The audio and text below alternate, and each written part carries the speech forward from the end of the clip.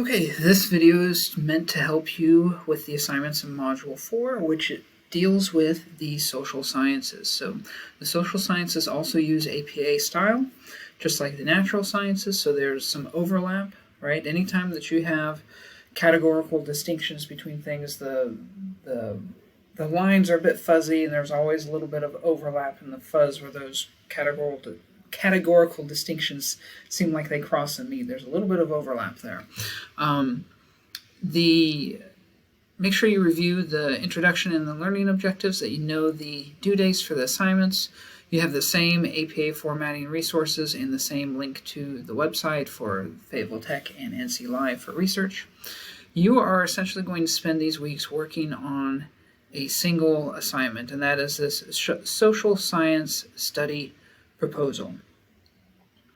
So what are you going to do? For this assignment, you will pretend that you are a social scientist studying an important social science topic that applies to this made-up town, Fake Town, USA. We're just going to assume that this topic applies to Fake Town, okay? Your goal is to solve the problem presented by your topic. As a social scientist, you need to create a study proposal that clearly describes the problem, supported by academic literature, the research site or study population, the data collection methods you will use, and how you plan to analyze the data. Don't worry, you aren't actually conducting the study, you are writing the proposal for the study. So you, as a social scientist, you are going to see what the literature says about how a social science problem can be solved. And since that problem exists in Fake Town, you are going to describe how you are going to conduct a study to see how you can go about solving that problem. And you're going to write the proposal for that study. You aren't actually conducting the study. In this study, you'll have two data collection methods: a quantitative survey. Remember, quantitative relates to that word quantity, or the amount of something. And qualitative interviews, meaning people's quality, that is, their subjective experience.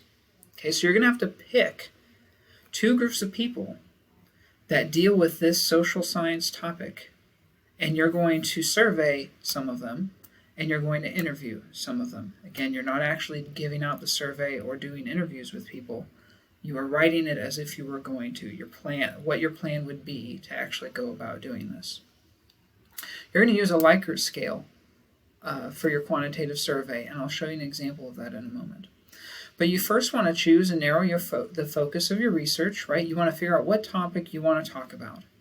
Once you've figured out what topic you want to talk about, you need to write a problem statement. That's a single sentence that states the problem clearly with a citation from an academic article. So, for example, I looked up prison reform in NC Live, and notice I've got full text, scholarly, and peer-reviewed. We're still doing those criteria, and within the last 10 years. And I clicked on this first article, and it gave me a problem that people are trying to deal with in prison reform. Prison reform is just the topic I chose. I didn't try and figure out what the problem was in advance. I'm finding the problem in the academic literature. So what do? How did that happen? Well, I started reading it and said, living and working conditions in many U.S. correctional facilities are damaging to the health of incarcerated people and correctional staff. Boom, that's a problem that deals with prison reform, right? I can write on that. So the first thing I need to do is clearly state what the problem is that I'm going to address, and that's called the problem statement. And so back here I gave an example. The problem is, and you should use this phrasing, the problem is, and then state the problem and give your source citation after it. The problem is that prisons have living and working conditions that are unhealthy for prisoners and employees. And there, look at that. There's my citation in APA style. And that came from my article, right? Here's this person, they're the first one, Ahalt or Ahalt et al., and it was published in 2020. So I have my problem statement. Then write a central research question that you plan to solve. The central research question essentially takes your problem statement and phrases it in the form of a question. Okay, people try and make it out to be much more difficult than that. It's not. So my central research question is, how can the problem of unhealthy living and working conditions in prisons be solved? Notice it came straight from the problem statement up here. Okay, so then now that I have seen an academic article and I figured out what a problem is that deals with my topic, I've written out my problem statement and I've written my central research question. Now I'm going to go about finding more articles to help me figure out, well, what have people done to solve this problem? How have people solved unhealthy living and working conditions in prisons? What are the steps? What are the things that they do to solve that problem? Okay. Now, you're going to need a minimum of 4 scholarly articles, scientific studies, and other professional published works that provide insight into your topic. Full text, peer-reviewed, reliable sources. Nothing from somebody's blog, nothing from somebody's Facebook. That's not credible. Okay?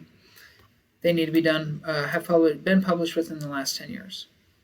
So you should read them, take notes on them, figure out where they overlap again, where that synthesis occurs and where they differentiate. Maybe some of them will give one possible solution to the problem in one article, and another article will give you another possible solution. That's fantastic. That's what you're looking for. You want to be able to describe what is the problem and what are the solutions that people are doing. Okay? You're then going to plan out your social science study proposal template essay, right? And draft it. Now you're going to do that using the template that I've given.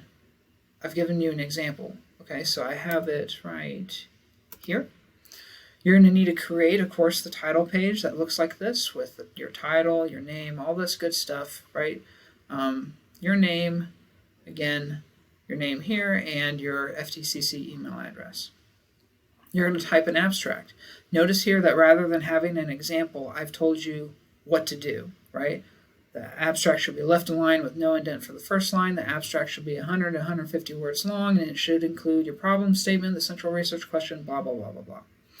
After that is going to be your literature review. This is where you're going to write 300 to 400 words in several paragraphs that synthesize what you have learned from your 4 academic sources, right? You're going to establish context for the topic. Provide evidence that the problem exists. That's one thing you have to prove. The problem actually exists. And then list your central research question and include solutions to the problem from your sources. Now, I told you that this was going to take place at Fake Town. So you're going to write for your research site or population, you're going to basically thrust this problem onto Fake Town. Okay, whatever problem it is that you choose. And so you're going to need 2 groups as well, right? Because you're going to survey one group and you're going to interview one group. So I use for prisons, I just made up a number. There are 1,244 prisoners and 84 employees. There's my 2 groups, right? Where? At the Fake Town Detention Center. I just gave it a name. I made up a name because I'm putting this problem into Fake Town. And then I have my problem statement and the central research question. That's all that's needed in that section. Now in the data collection methods, you're going to describe how you're going to go about collecting your data. And you're going to start with a quantitative survey that uses the Likert scale. So I chose to survey the prisoners. Okay, my group of people, again with the number that I made up and the place that I made up.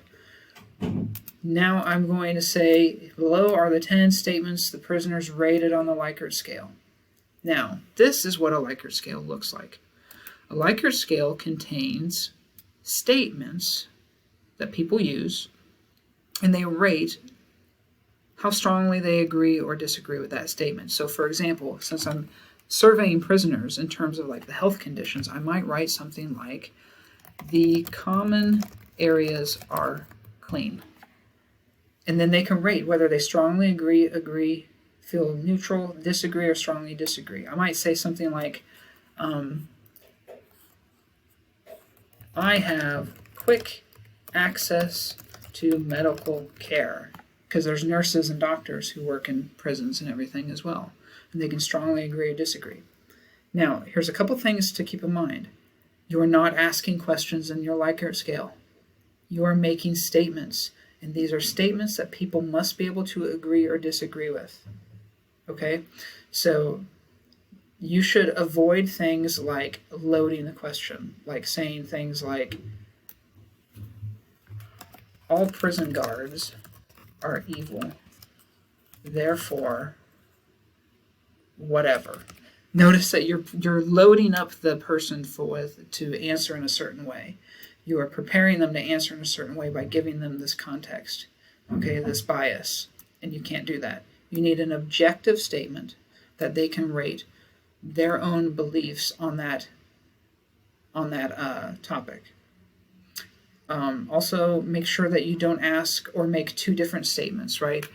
I'll just do it in this one up here. I have quick access to medical care and my cell is clean. Because this is a problem, because one person might agree, maybe they strongly agree that they have quick access to medical care, but their cell is filthy. And so they don't know how to answer it, because they can only answer strongly agree or strongly disagree. They can only choose one of these options.